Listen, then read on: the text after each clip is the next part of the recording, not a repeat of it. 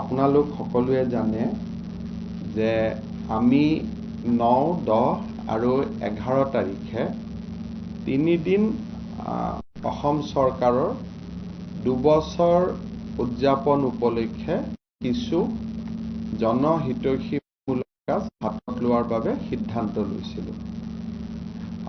গৃহমন্ত্ৰী অমিত শ্বাহ ডাঙৰীয়াই মণিপুৰৰ ৰাজনৈতিক আৰু সামাজিক বা বৰ্তমান চলি থকা পৰিৱেশৰ পৰিপ্ৰেক্ষিতত তেখেতৰ অসম ভ্ৰমণ 26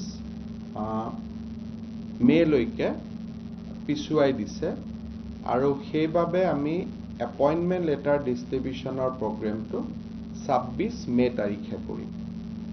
এনেও তেওঁলোক 1 জুলাইৰ পৰাই যোগদান কৰিব লাগিছিল, 1 জুনৰ পৰা, গতিকে যোগদানৰ তাৰিখটো একে থাকিব, কিন্তু তেওঁলোকৰ যিটো নিযুক্তি পত্ৰ 11 তাৰিখে পালেহেঁতেন, এতিয়া তেওঁলোকে 26 তাৰিখে পাব।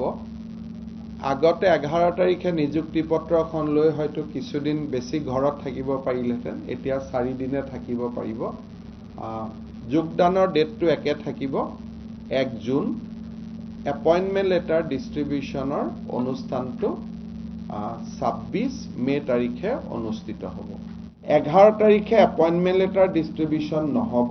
প্ৰাইমেৰীলি গৃহমন্ত্ৰী ডাঙৰীয়া মণিপুৰৰ কাৰণে তেখেত ব্যস্ত আছে। 26 তাৰিখে তেখেতে দিন দিছে।